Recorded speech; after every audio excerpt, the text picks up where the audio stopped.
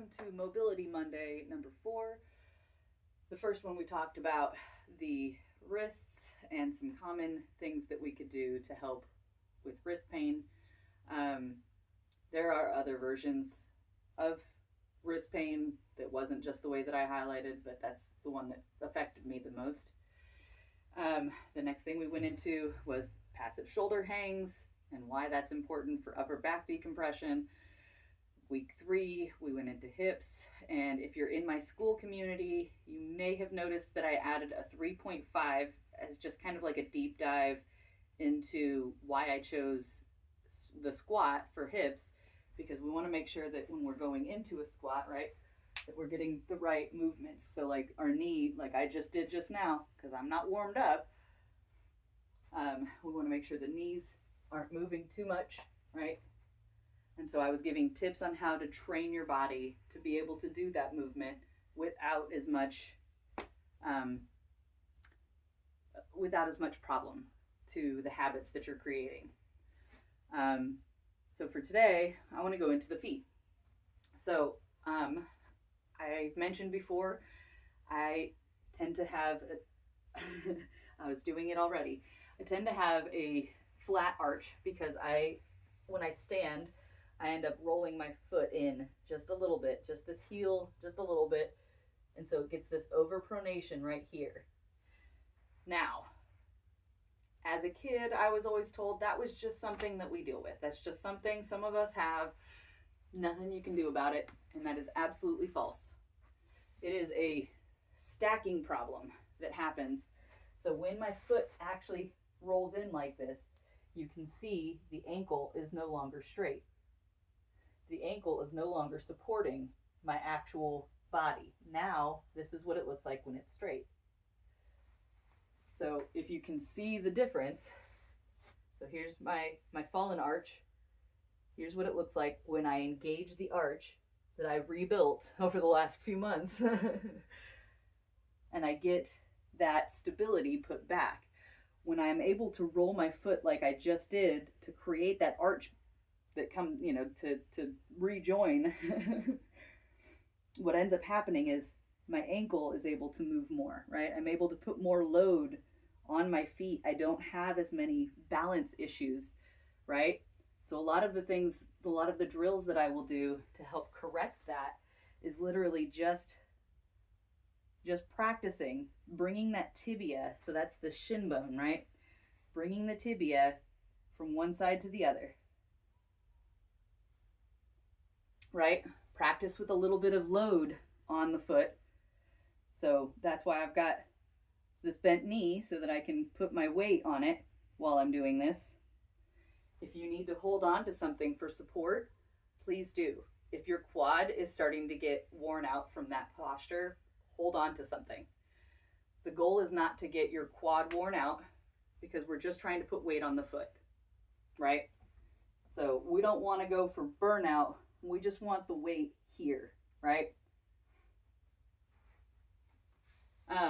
Another thing that I will often do, if you don't have barefoot shoes, or if you've never used them, or you have no idea why somebody would select them, let's go into that.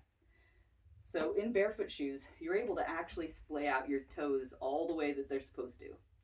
Most people cannot splay their toes out the way that you're supposed to be able to. I am hypermobile, so mine probably splay a little bit more than the average person. But so the idea is that we want to practice shifting the weight on the big toe and the little toe. So just tapping big toe, little toe, big toe, little toe. So being able to splay your feet like this and really press into it, right? That's how you're going to get a lot of that balance back.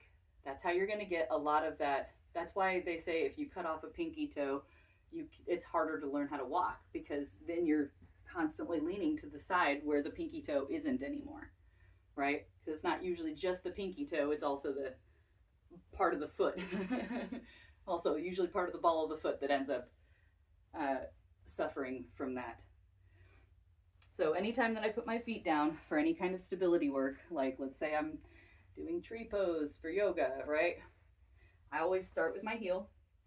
I will get that arch in my foot, like I'll kind of press in right here, just so that I can make sure that I'm making room for the arch.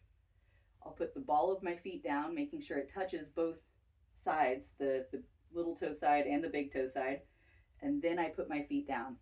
So without curling your toes like this, right? Gripping with your toes. You should be able to grip in this posture. And then just practice moving that tibia back and forth, noticing how that feels in your foot. In a typical resting position, your tibia, when you bend the knee, the tibia should land somewhere between the second toe and the third toe, right? So mine is currently trying to aim a little towards the first toe and the second toe, right? The big toe and the middle toe, or like the big toe and the first long toe. So just practicing getting that rotation. So right now, if my toe's trying to, or if my knee's trying to go over the big toe, press it. So taking your hands, press it where it needs to go.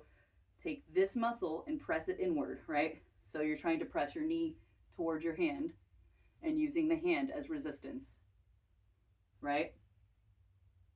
And then release.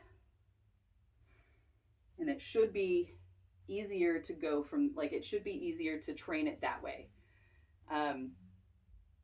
So the way that I tend to do my exercises, we go into a stretch to find the range of motion, and then we do a neuromuscular facilitation, right?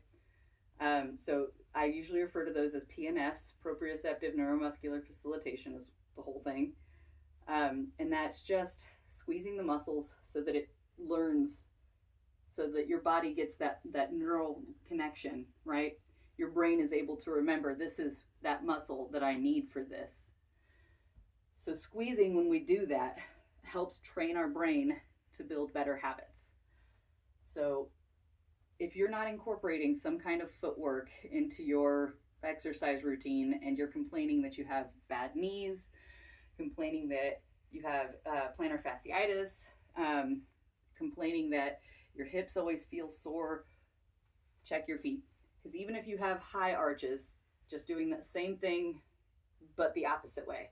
So a high arch is caused by your foot overdoing that. So I can't quite artificially create one, a high arch, maybe like that. That's as close as I can get to looking like a high arch. But it would be the same idea. When you bend the knee, like now, trying to create this fake arch, my knee is currently over my fourth toe and fifth toe. So it would be the same idea where you're just pressing the other way. It's the hip actually that's causing that splaying, or that deviance in your foot. Sorry, I'm very scattered today. It's been a long weekend. All right, so one other thing that I will often do is just pressing in to your middle foot and then flexing your toes, right?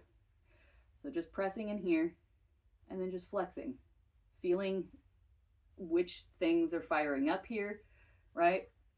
Feeling how it feels to move all the different things in your feet. Just something to help your brain make that connection better. Plus, it kind of feels nice because then you can get the pressure points with your knuckles. It feels kind of good. Just rubbing a muscle is enough to get your brain to activate, like, hey, that's that muscle. Okay, cool. We can figure it out from there, right? So, until next time, I hope this has been a fun little awkward mobility tip that you enjoy. Yoga snacks. There's the word I'm looking for.